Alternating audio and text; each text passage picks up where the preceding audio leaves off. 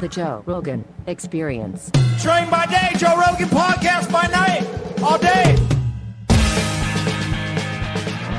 All right. Good to see you, my friend. Wow, that was fast. Good to see you too, That's brother. How we do it. We just get right into it. He's like, You got sit down notes, and roll. dude. You're organized. You're a rare guest. I actually, you know what? I normally don't bring notes, but I was talking to Callie Means on the way over here, and you know we're really supporting Bobby Kennedy's whole Maha, movement, and trying to officially put a committee together to really give him some great talking points, and then bring some of the big influencers together to help him message, around the media.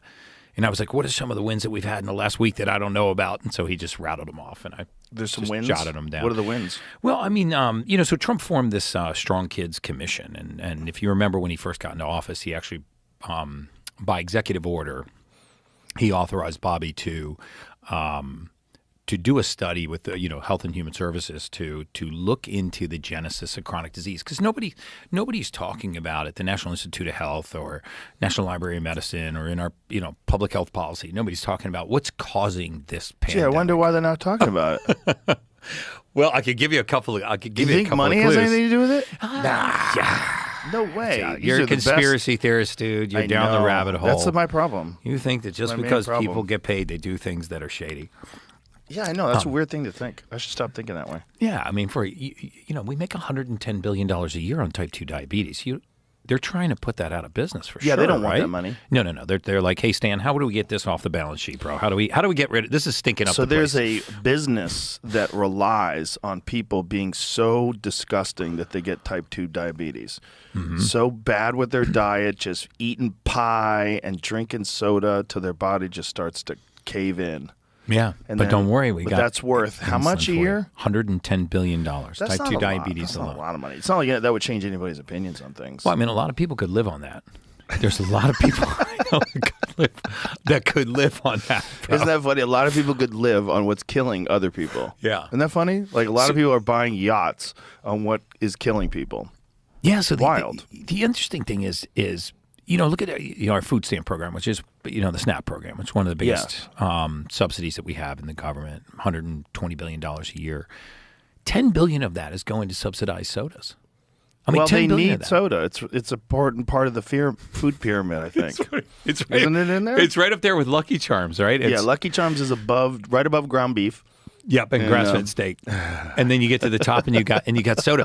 It's phenomenal. And then the American Heart Association just ironically comes out in favor of soda in the SNAP food program. And We went over that, and we found out that they're paid by Pepsi and by Coca-Cola. Wow, It's just so dark. yeah. It's so crazy. It the is. American Heart Association gets money from Coca-Cola and Pepsi. Yeah, I checked into my Airbnb here in Austin, which by the way, love Austin, man. I see why you came here. We covered it all on my podcast, so I won't go down that rabbit hole. But it truly is, man. People are amazing.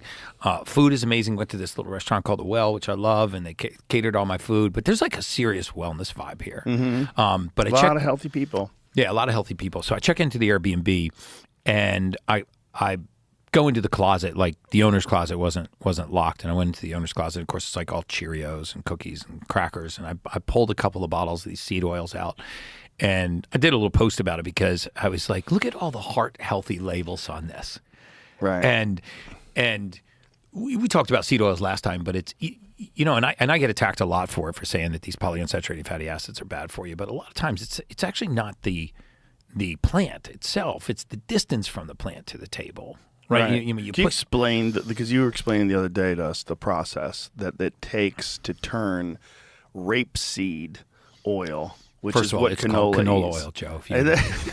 They just said that Nobody said- rapeseed was problematic, so they changed it to canola oil. I always thought it was corn oil. Yeah. Corn's good for you. Corn oil must be great for you. Oh, yeah. Oh, we're using canola oil. Cool. Peanuts. Please explain, though, the process, because it's so vile. It's insane. So rapeseed, canola, is a plant.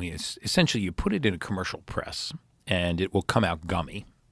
And so to degum it, you use something called hexane. And hexane, if you go to National Institute of Health or National Library of Medicine, you'll see that is a known neurotoxin. It's classified as a neurotoxin, same as fluoride, right? Which is actually fluorosilicic acid. We get to that.